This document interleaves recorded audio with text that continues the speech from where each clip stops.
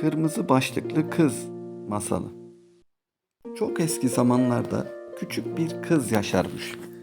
Bu kıza yaşadıkları yerde herkes giydiği kırmızı başlıklı pelerinden dolayı kırmızı başlıklı kız dermiş. Kırmızı başlıklı kız annesiyle birlikte küçük köylerinde yaşarmış. Kırmızı başlıklı kızın bir de babaannesi varmış. Babaannesi ormanın içinde güzel bir evde tek başına yaşıyormuş. Kırmızı başlıklı kız babaannesini ziyarete gittiğinde babaannesi ona birbirinden güzel masallar ve öyküler anlatır. Onunla birlikte güzel vakit geçirmek kırmızı başlıklı kızın çok hoşuna gidermiş. Kırmızı başlıklı kızın babaannesi bir ara çok hasta olmuş. Küçük kızın annesi de babaanneye iyileşmesi için sebze yemeği ve bol tahıllı ekmek yapmış. Bu yaptıklarını da sepete koyup küçük kızın babaannesine götürmesini istemiş. Kırmızı başlıklı kız da kahvaltısını yapıp annesinin hazırladığı sepeti götürmek için almış. Annesi küçük kızını uğurlarken her zaman gittikleri yoldan gitmesini ve ormanda oyalanmamasını, ayrıca yabancılarla da konuşmamasını söylemiş. Annesinin söylediklerini pek dinlemeyip önemsemeyen kırmızı başlıklı kız sepeti alıp hızlı adımlarla ormana dalmış.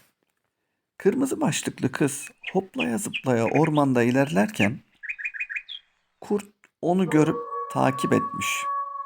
Daha sonra kurt bir yolunu bulup küçük kızın önüne çıkmış ve kibar bir şekilde nereye gittiğini, neden gittiğini sormuş. Bizim kırmızı başlıklı küçük kız da annesinin söylediklerini unutup ve bu arada daha önce de hiç kurt görmediği için kurdun da onunla kibar konuşmasından etkilenerek hasta olan babaannesini yiyecek götürdüğünü söylemiş. Kötü kalpli kurt bunları duyunca hemen bir plan yapıp küçük kızdan önce babaannenin evine ulaşıvermiş. Eve ulaşan kurt babaanneyi hasta yatağında tek lokmada mideye indirivermiş. Daha sonra babaannenin kıyafetlerinden giyip kırmızı başlıklı kızı beklemeye başlamış. Çok geçmeden olanlardan haberi olmayan kırmızı başlıklı kız babaannesinin evine ulaşmış ve kapıyı 3 kere çalıp "Babaanneciğim, ben geldim. Kırmızı başlıklı torunun. Sana iyi gelecek yiyecekler getirdim," demiş. Kötü kalpli kurt da babaanne kılığında yattığı yataktan ona içeri girmesini söylemiş. Kırmızı başlıklı kız içeri girince çok şaşırıp sormuş. "Babaanne, senin kulakların neden bu kadar büyük?" demiş. Kurt da "Seni daha iyi duyabilmek için," demiş. Babaannesinin gözlerini fark eden kırmızı başlıklı kız, "Babaanne, senin gözlerin neden bu kadar büyük?" demiş. Kurt cevaplamış, "Seni daha iyi görebilmek için yavrum," demiş. Kurdun konuşması sırasında küçük kız ağzının büyük olduğunu görmüş ve heyecanla sormuş. "Babaanne, senin ağzın neden bu kadar büyük?" demiş. Kurt hemen "Seni daha iyi yiyebilmek için," deyip kırmızı başlıklı kızı tek lokmada midesine indirmiş. Babaanneyi ve torununu midesine indiren kurt yatakta uyuyakalmış. Olaydan kısa bir süre sonra ormanda dolaşan iyi kalpli avcı babaannenin evinin kapısının açık olduğunu görüp şüphelenmiş ve seslenmiş. Ama içeriden ses gelmeyince eve girerek kurdun yatakta yattığını görmüş.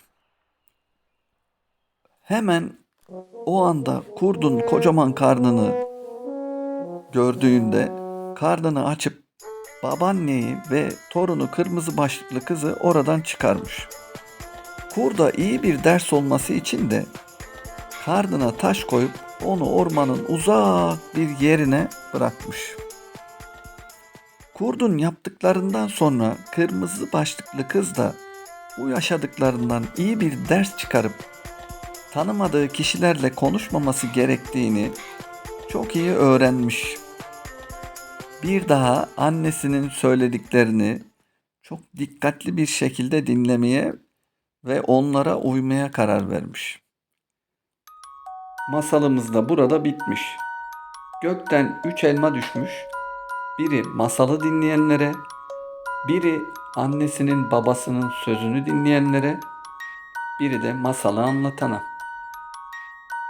Lütfen kanalıma abone olmayı ve videoyu beğenmeyi unutma.